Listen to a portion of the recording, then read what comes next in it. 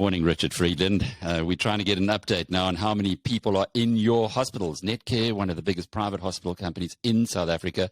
We're right in the middle of the fourth wave. What have admissions been like?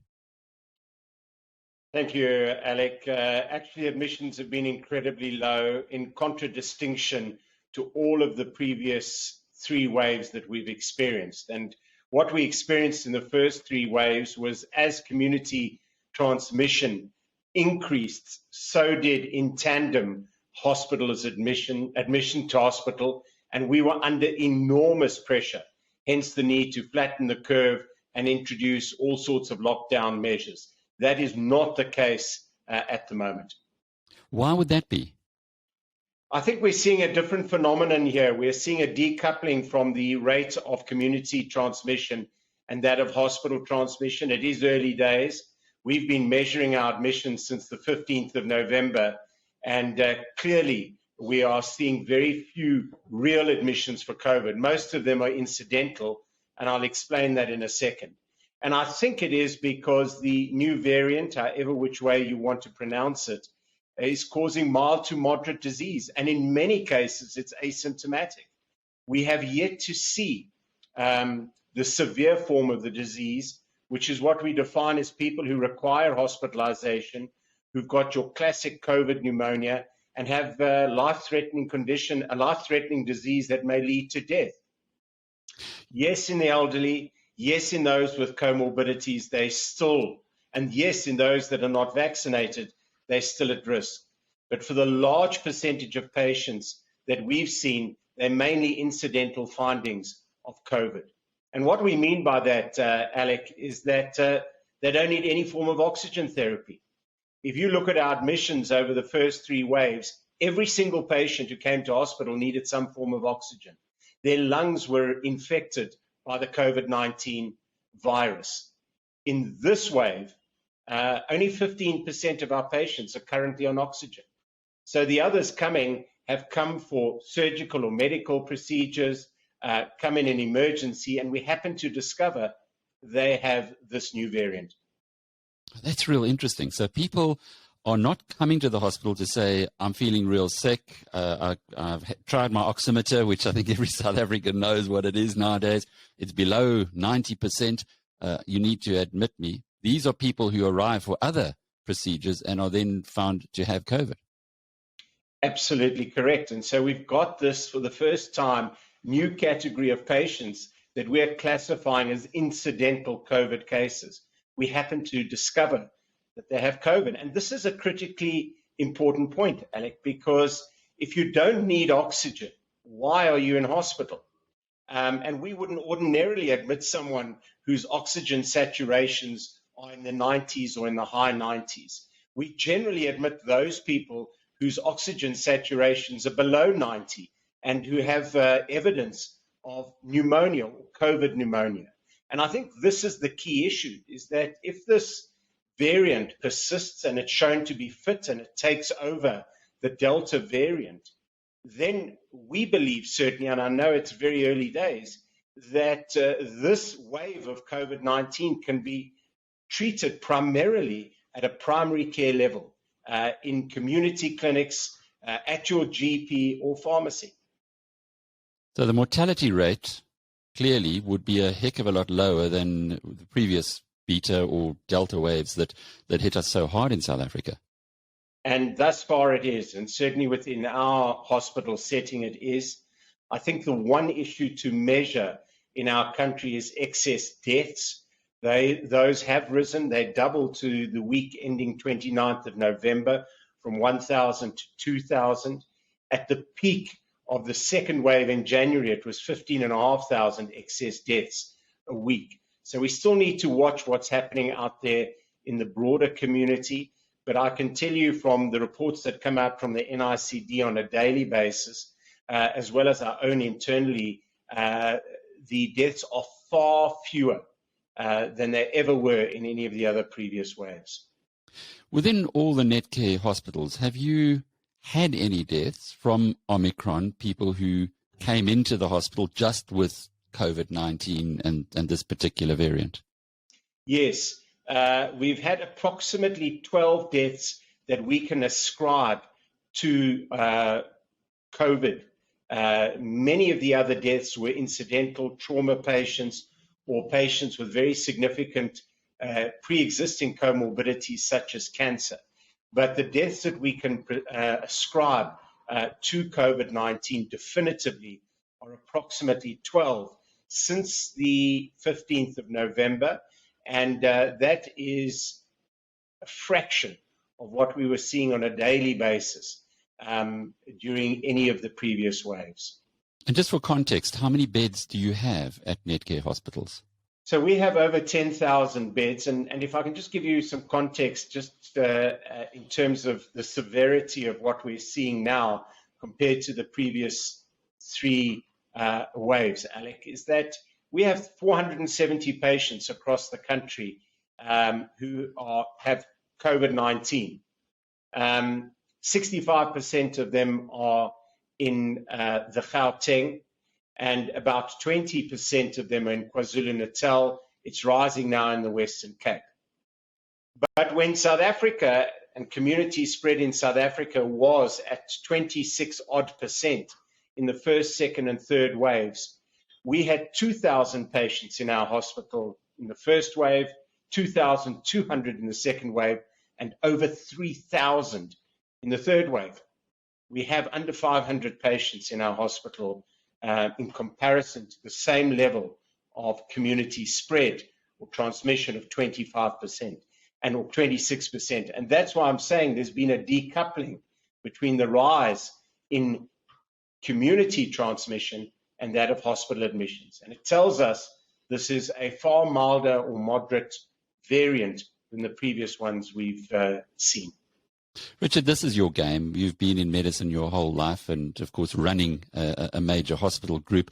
Is this the way that viruses mutate eventually, that they start off killing lots of people and then in time they get easier and less, and then we get to live with them without really worrying that much about them? That is what happens, Alec. This is what we saw in the Spanish flu. We call it an antigenic drift. The Spanish flu never went away. It stopped killing people, but it morphed into what we know as a very highly transmissible influenza or flu-like virus that is still with us today. One cannot say for certain that the Omicron variant is robust enough to become a global phenomenon and that it won't be outpaced or overtaken by another more severe variant. But certainly if it remains as such, it augurs very well for the evolution of COVID-19. Again, probably too early to make any definitive views on it. Thank you for correcting. I've always called it Omicron, but Omicron is then the correct pronunciation. Who knows? I have the obvious idea how to pronounce this myself, to be honest. But the issue that you make there was that the previous Delta wave killed the Beta wave, and the hope then as a species for us would be that Omicron, or the latest variant, wipes out the Delta variant. Am I reading you correctly? Yes. So what do we know about this variant? I think is important. One, we know that it's highly contagious and transmissible. There was work that came out last week on Monday out of Japan demonstrating that it's 4.2 times as transmissible than the Delta variant, which itself was over 100% more transmissible than the Beta variant, which itself was substantially more transmissible than the initial wild strain. So that we know.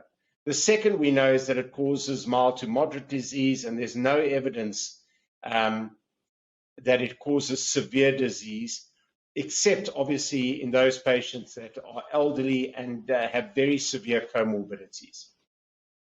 The third that we're uncertain of, but it does appear to be the case, is this a fit virus or variant? Is it fit enough to take over and outpace existing variants like Delta? Certainly in South Africa, it appears from laboratory data that that is indeed the case.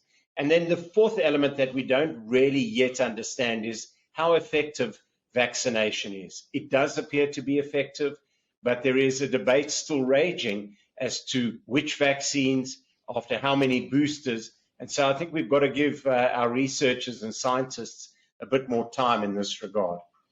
I can tell you one thing, Alec, that 75% of the patients in our hospital who have COVID-19 are not vaccinated. And I think that speaks volumes to the point that we should all be vaccinated. And the majority of those that have died of our 12 deaths are patients that have not been vaccinated. That's an interesting point as well, because the vaccine debate does appear to be pretty much accepted now, that if you are vaccinated and you do get COVID, it's not going to be as severe. What your numbers are showing us is that Omicron, to begin with, is less severe. And then secondly, if you are vaccinated, then Omicron is even less of a risk. We certainly believe that to be the case, and it's being borne out by our experience across our 10,000 beds. What about timing? How long will it take if Omicron is to wipe out the Delta variant on the first issue? And secondly, how long will it take for the South African experience to be quantifiable for the rest of the world to accept that Omicron is this new variant? Can you give us some insight into the timing? Alec, I'm afraid I can't. There are so many models out there on the projections of this fourth wave. And, it was a British statistician, E.L. Box, who said that all models are wrong and some are useful. And I think that's all we can learn at the moment. I think it's very difficult to prognosticate. I think what we saw with the data released last night from the NICD, there's a lot of catch-up of cases. One's got to look at trends. So I don't want to speculate on how long these waves will last. Certainly we're seeing it now in the Gauteng, but as it dies down here, it's going to peak in the KwaZulu-Natal and then the Western Cape and Eastern Cape and other provinces. So very difficult to speculate. But it is good news overall. I definitely think that it's far better news than we ever had in terms of COVID-19 and in terms of the previous three waves that were absolutely devastating and caused terrible death and loss of life. And finally, Richard, just from a broad philosophical perspective, if this is something that is not as deadly as we've seen with the initial parts of COVID-19, is it not time for us to live with it and to get vaccinated, then reduce your risk, etc., but for society just to continue into the future, because it's not going to be surely the last pathogen that ever hits the human race? Well, of course, we've learned a lot about COVID-19, but again, we still know very little about it, and the textbook has not yet been written.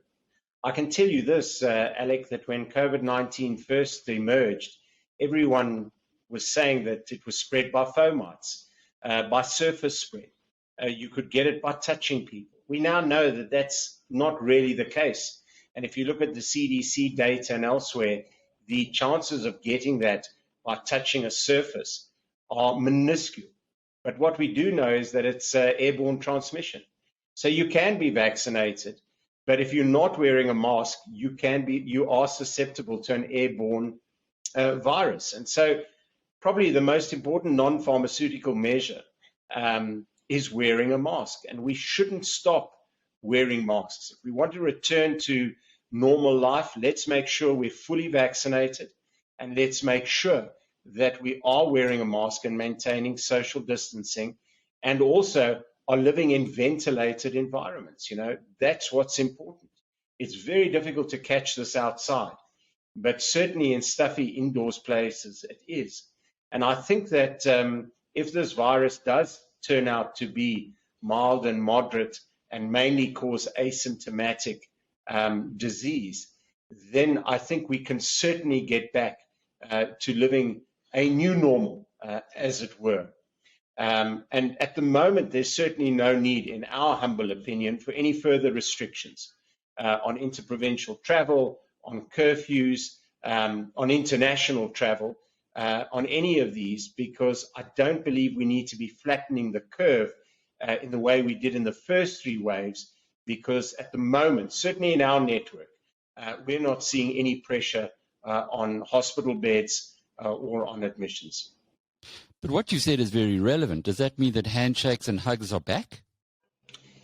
I'm saying that hand hygiene is important, and I think that hand hygiene has helped us prevent some of the other viral spreads. And I can tell you, certainly within a hospital environment, it's critical because you can spread bugs from one patient to another.